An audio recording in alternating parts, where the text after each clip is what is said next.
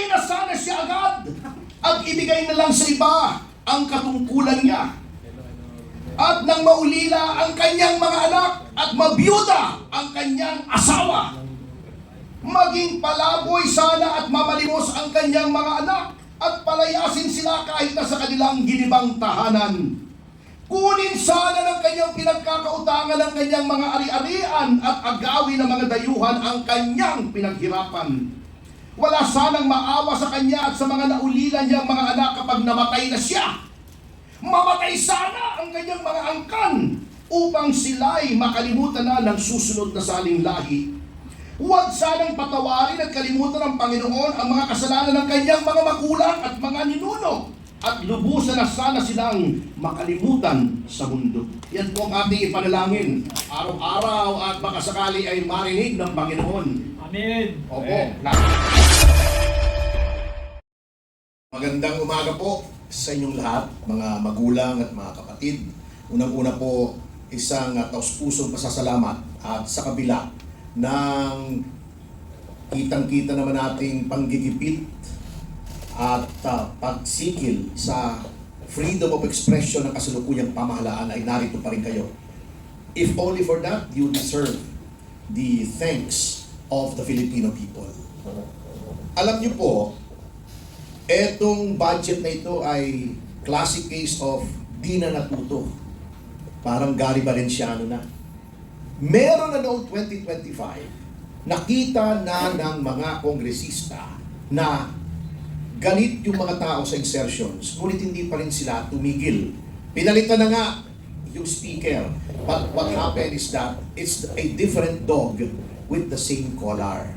At mamaya po, kung i-discuss natin, nandito sa amin, these are indisputable facts tungkol sa sinong pinakamaraming insertions ngayon. Ang ating legislatura, in spite of the Belgica ruling na itong mga ganitong anomalya ay violative o labag sa ating saligang batas, ay tuloy pa rin ang paggawa nila. Hindi po sila sumusunod sa spirit at sa letter ng Supreme Court decision sa Belgica versus Ochoa. Ano pong gagawin natin? Sabi nga, to quote the famous words of BBM, ano gagawin natin? Hostage tayo eh. Kung hindi papasa yung 26, reenacted yung 25, which has been called the most corrupt budget in Philippine history. So we're caught between a rock and a hard place. These people have given us no choice to reenact a corrupt budget or to accept a budget that is equally corrupt, sabi nga ni kaibigan Jing Paras. So, nandyan po tayo. Ang problema, where is the outrage? Ito ang panawagan ko sa ating mga kababayan. Hanggang kailan tayo magtitiis? Niloloko na naman tayo. Sabi nga, hindi dapat magkaroon ng insertions. DPWH pa lamang, bilyon-bilyon na. Pwera pa yung Department of Health kung saan napakarami ng anomalya. DOTR, agriculture, yung mga farm-to-market roads, pati sa AFP, ang daming problema. Hanggang kailan tayo magtitiis? Ngayon, subukan natin si Pangulong Marcos. Kung babasahin niya ulit yung 4,000 pages katulad ng iniyabang niya last year na binasa daw niya, tingnan natin kung ibibito niya yung insertions. Kung hindi niya ibibito yung mga insertions na yan, isa lamang ang kahulugan.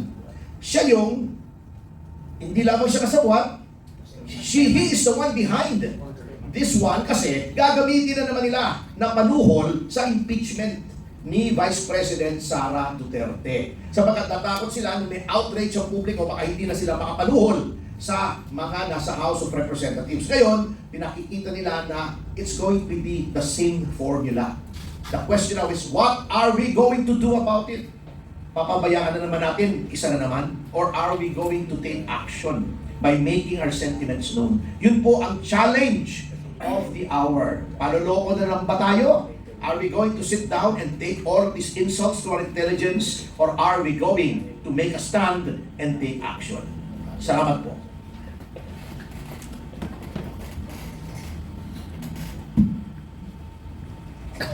Good morning po. Para makita ng ating mga kababayan kung ano yung pinag-uusapang BICAM ngayon, bigyan ko kayo ng isang halimbawa. Noong isang taon, ang inyong Duterte Youth Party List, siya lang ang kaisa-isang nagtanggol kay Pangulong Rodrigo Duterte sa Quadcom sa Kongreso. Meron kayong 300 na kongresista sa Pilipinas at si Pangulong Duterte ay kinwestiyon ng 14 na oras sa Quadcom. Isa lang doon, pinagtanggol si Pangulong Rodrigo Duterte last November. At after nun, nung pagdating ng Desyembre, tinext kami ng DBM, Hong, tinanggalan po kayo ng 2025 budget through BICAM. Pasensya na po. Ganun kahalaga yung BICAM na nangyayari ngayon. Kung ang budget ng Pilipinas ay pinag-uusapan araw-araw sa loob ng kalahating taon, pagpunta sa BICAM, pwede kang biglang dagdagan o tanggalan ang budget, yun ang hindi alam ng mga Pilipino. Isipin ninyo, di ba? Mula pagkatapos ng SONA ng July, August, nagre-report na yung mga departamento at lahat ng opisina ng gobyerno at pinag-uusapan na kung ano ang kailangang budget ng lahat ng opisina ng gobyerno. Pero pagdating ng 2 linggo ng BICAM, pwede nilang biglang tanggalin bigla ang budget ninyo. Kaya napaka-importante ng ginagawa ng mga Pilipino ngayon na binabantayan yung BICAM.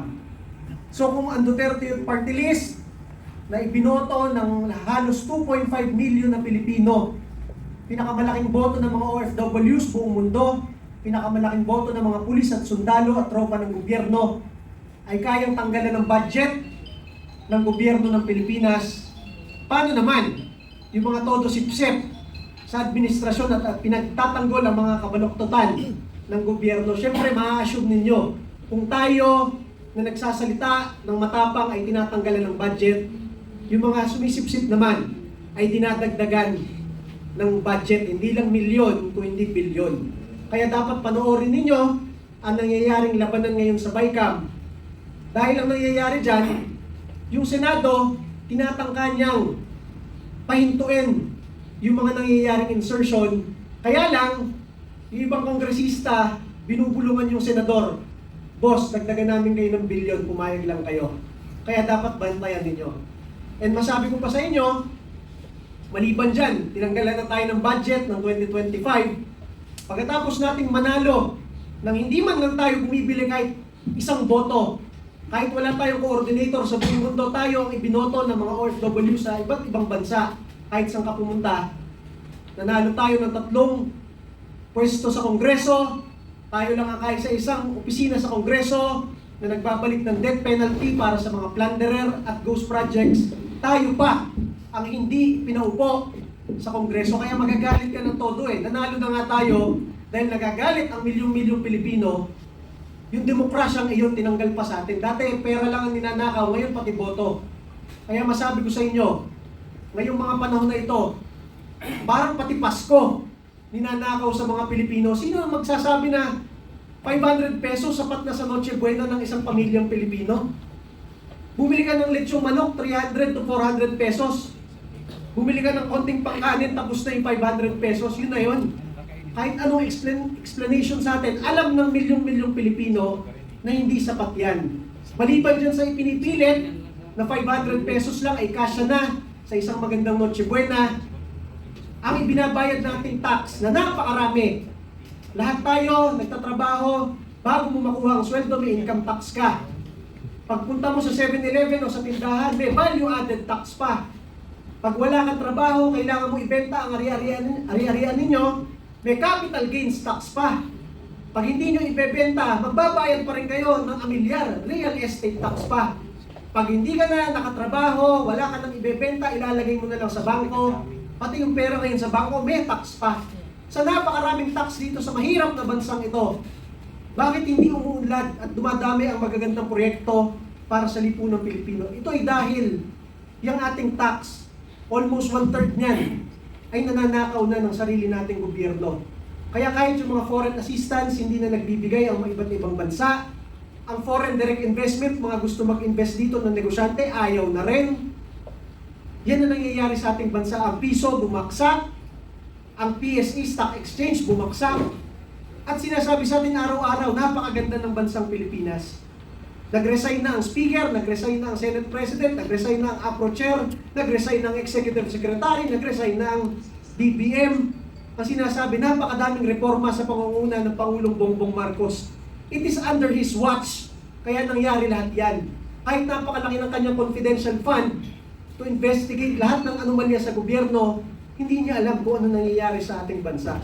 Kaya ang masabi ko lang po sa inyo, bantayan natin ng todo at nagpapasalamat tayo sa inyo, mga kasama natin sa social media at sa media, dahil kung wala kayo, mahiiyakan na lang ang milyong-milyong Pilipino sa hirap na dinadanas ng bansang ito. At mamaya idagdag ko pa yung isang nagpapakilalang aide ni Vice President Sara Duterte, Madriaga. normal na tao. Ano pangalan boss? Ramil Madriaga, na hindi man lang kilala ng mga taga-PSG. Siya daw ang nagtayo ng VP PSG. Hindi rin kilala ng mga Duterte sa Davao. Nagpapakilala siya ang most trusted man sa Davao. Kung di ba naman talaga baliw. Mamaya po, discuss ko po sa inyo. Maraming salamat po. Baliw.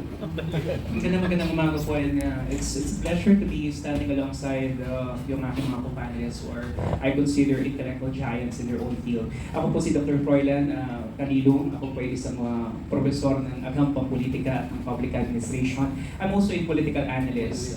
Maaaring nakikita niyo po ako sa media. And as a political analyst, I always try to be neutral as much as I could. Pero isa lang po masasabi ko, no, napakahirap pong maging neutral when we are in this kind of situation. Napakahirap po para sa akin na hindi tumigsain ang gobyerno ngayon when in fact nakikita natin that we are being run like a syndicate, no, by this government. Para tayo nasa isang sindikato at lahat po tayo ay hostage. No? So ngayon po dito sa dahil ang pinag-usapan natin ay ang national budget, this 2026 national budget.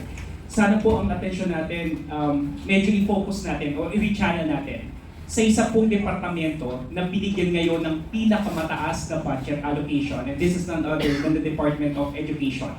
We have to be very vigilant about this. 1.38 trillion po ang ibinigay sa kanila. And this is actually above average, no, nung sa, kumbaga sa global standards, talagang napakataas itong budget na to. Ngayon, ang tanong dito is, ito po ba ay talagang magtatawid ng mga reforma na kailangan natin sa education sector? No?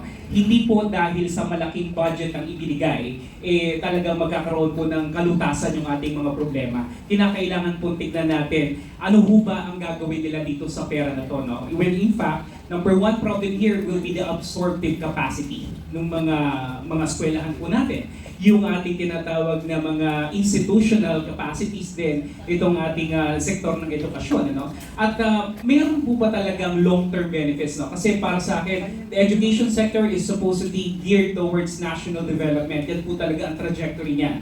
Pero kung ang gagawin po natin dito at ang ilalatag lang natin dito ay pagtatayo lamang ng mga classrooms, hindi ko sinasabi na hindi po tama yun. Pero kinakailangan din po maraming systemic reforms dahil sa DepEd po napakarami pong bottlenecks. I think we need to really address those concerns well.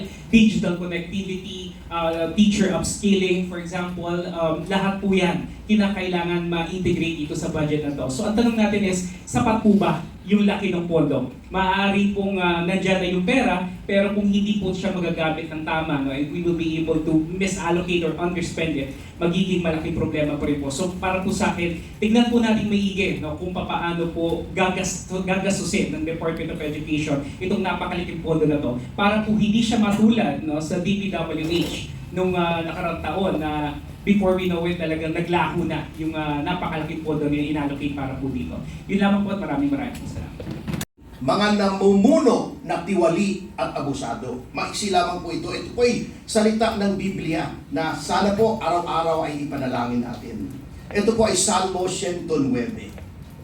O Diyos na aking pinapupurihan, dinggin ninyo ang aking panawagan. Dahil ako'y pinagbibintangan ng mga sinungaling at masasamang tao. Nagsasalita sila ng kasinungalingan laban sa akin. Sinisiraan nila ako at sinusugod ng walang dahilan. Kahit nakikipagkaibigan ako sa kanila, ay kinakalaban pa rin nila ako, ngunit ipinapanalangin ko pa rin sila. Sa kabutihan na ginagawa ko sa kanila, masama ang iginaganti nila. At sa aking pag-ibig, ipinabalik nila'y galit. Sinasabi nila, ito, totoo po ito, ginagawa ito ng pamahalaan. Maghanap tayo ng masamang tao na kakalaban sa kanya at magsampa ng kaso sa hukuman laban sa kanya. At kapag hinatulan na siya, lumabas sana na siya ay may kasalanan at ituring din na kasalanan ang kanyang mga panalangin. Mamatay na sana siya agad at ibigay na lang sa iba ang katungkulan niya. At nang maulila ang kanyang mga anak at mabiyuda ang kanyang asawa, maging palaboy sana at mamalimos ang kanyang mga anak at palayasin sila kahit na sa kanilang ginibang tahanan. Kunin sana ng kanyang pinagkakautangan ng kanyang mga ari-arian at agawin ng mga dayuhan ang kanyang pinaghirapan. Wala sanang maawa sa kanya at sa mga naulilan niyang mga anak kapag namatay na siya. Mamatay sana ang kanyang mga angkan upang sila'y makalimutan na ng susunod na saling lahi. Huwag sanang patawarin at kalimutan ng Panginoon ang mga kasalanan ng kanyang mga magulang at mga ninuno at lubusan na sana silang makalimutan sa mundo. Yan po ang ating ipanalangin araw-araw at baka sakali ay marinig ng Panginoon. Amen. Opo, lalo-lalo na yung 8. Mamatay na sana siya agad! Yun. At ibigay sa iba ang kanyang katungkulan. Hindi po ako nagsasabi niya na. Yan po ay mga salita ng Biblia. Tignan niyo po, Salmo 109. Yan po ang ipanalangin natin. Hindi po masama yan. Sasabihin nila, ba't nanalangin kayo? Hindi po. This is an imprecatory prayer. Hindi po tayo ang nagsasabi niyan. We are asking the Lord, since according to Romans 12, vengeance is mine, sabi ng Panginoon. Siya ang ang ating hinihimok at nananalangin tayo sa Kanya na magbigay ng hustisya. Salamat po.